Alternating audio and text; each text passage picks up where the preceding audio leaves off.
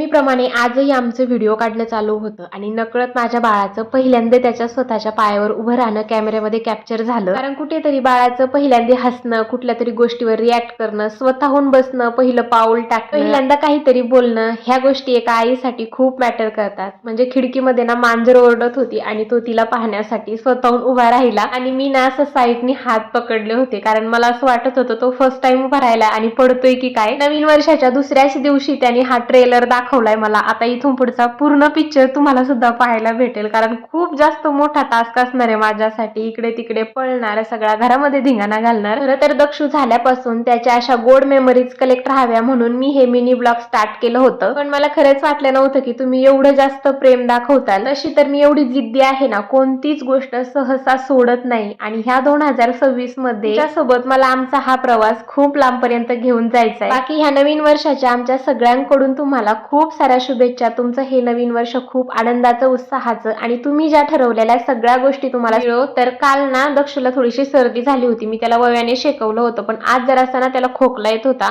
आणि म्हणून हा जो पाला पाहताय ना तुम्ही, तर हा सताबाचा पाला आहे. तुमच्या इकडे काय म्हणतात मला माहित नाही, पण मी तुम्हाला त्याचं आज काय करणार आहे ना ते मी सांगते. पण त्याआधी ना रात्री मस्त बिर्याणी बनवली होती, सिंपलच पण इतकी जास्त टेस्टी झाली होती ना. लगेच इथे सगळं किचन वगैरे आवरून घेतलं आणि जेवणाची तयारी करायला घेतली. कांदा कट करत होते आणि दक्षू तर झोपलेला होता, पण शौर्यने त्याला झोळीतून काढून आणलं. तर ह्या 8 ते 10 दिवसामध्ये माझं इतकं जास्त बिझी रुटीन झालंय, कारण आता शौर्याचे पेपर चालू आहेत आणि त्याचा सुद्धा एक्स्ट्राचा स्टडी घ्यावा लागतो. म्हणून हा जो सताबाचा पाला आहे ना, त्याला खूप जास्त वास असतो, म्हणून तो ना थोडासा असा चुरगळून घ्यायचा किंवा तोडून घ्यायचा आणि तो एका कपड्यामध्ये बांधून लहान बाळांच्या गळ्यामध्ये बांधायचा, किंवा मग असं स्वेटरच्या आतून मी त्याची पोटली अशी ठेवलीये. 2-3 पानं असे चुरगळून त्याचा जो रस येतो ना, ते सुद्धा 1-2 थेंब बाळाला द्यायचे. याने ना खोकला एकदम लवकर बरा होतो आणि खूप जास्त औषधी वनस्पती आहे. चला आपण भेटू नेक्स्ट व्हिडिओ मध्ये. तोपर्यंत बाय.